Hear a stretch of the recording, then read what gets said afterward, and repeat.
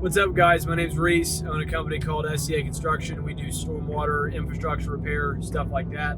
And I want to make this video because I think it's a super valuable lesson that maybe somebody can get something out of. I know I certainly learned my lesson, but stuff is just shaking up a whole lot this year. To summarize, this year so far, we have bid year to date about $13 million of work. Last year, we bid about $10 million. So given this year, we're already at 13, that's pretty good. But $6 million of that came in the month of April. So it was 1 month to where I guess the stars aligned, engineers were really busy, and we were getting bids all over the place for the exact kind of work that we do. Really, really good stuff. The caveat came to where earlier this year, I have been rearranging the team just a little bit, and that included letting go of our estimator at the time and our finance person and about 5 or 6 field guys almost at the same time within a very short period of months. And so there was an enormous amount of energy on my back and on my partner's back to manifest all their responsibilities, at the same time keeping up with everything else, at the same time finding a new really qualified person to replace all those positions. At that time in April, I had just let go of my old estimator for about probably 3 or 4 weeks at the time.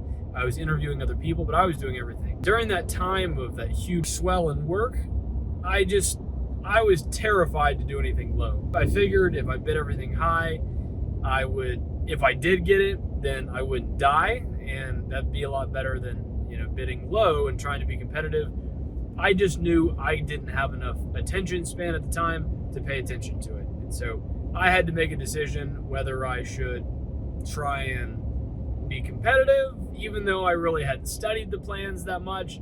And on a multi-million-dollar project, at least in our industry, it takes a long time to go through the bid. It takes a long time to solicit vendors and pricing for everything and specialty order stuff. And it's not something you slap together the night before somebody has a board meeting. That was my decision. That's what we did. And our closing rate was pretty horrendous. And I don't think we won any of those jobs. We probably won 50 or 100,000, which is really low for that month.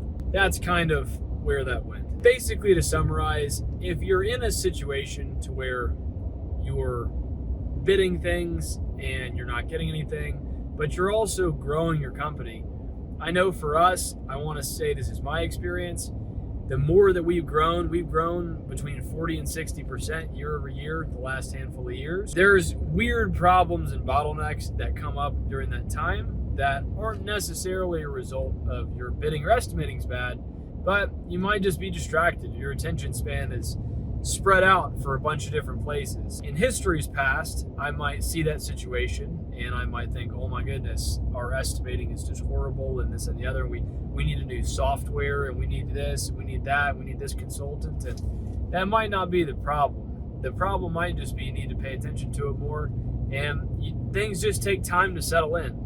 I didn't have an estimator at the time, and I was doing everything else at the time as much as I could, and that takes a big toll. Going forward, we ended up hiring a new estimator. We hired a great guy off of Hewitt, a big construction company. He was a senior estimator there. He's been killing it, and now that he's been here for a few months, really getting dialed in. I hired a finance person off of a $100 million concrete company. She was a controller there for a decade. Our management team is stronger than ever. And so now that that has settled back in, we're starting to win a lot more bids again. It's a breath of fresh air. Right now, we're producing, anywhere from 280 to 400,000 a month, just depending on when receivables come in. Given we've been in a little bit of a dry spell selling stuff, it's nice to see some of that stuff come back in. Just have faith, it'll work out. Just keep looking for that right person. And once they get settled in, trained properly, it's going to be like a new world opened up for you. I hope this helps. If you guys got questions, I'll do my best to answer, but I'll see you in the next one. Later.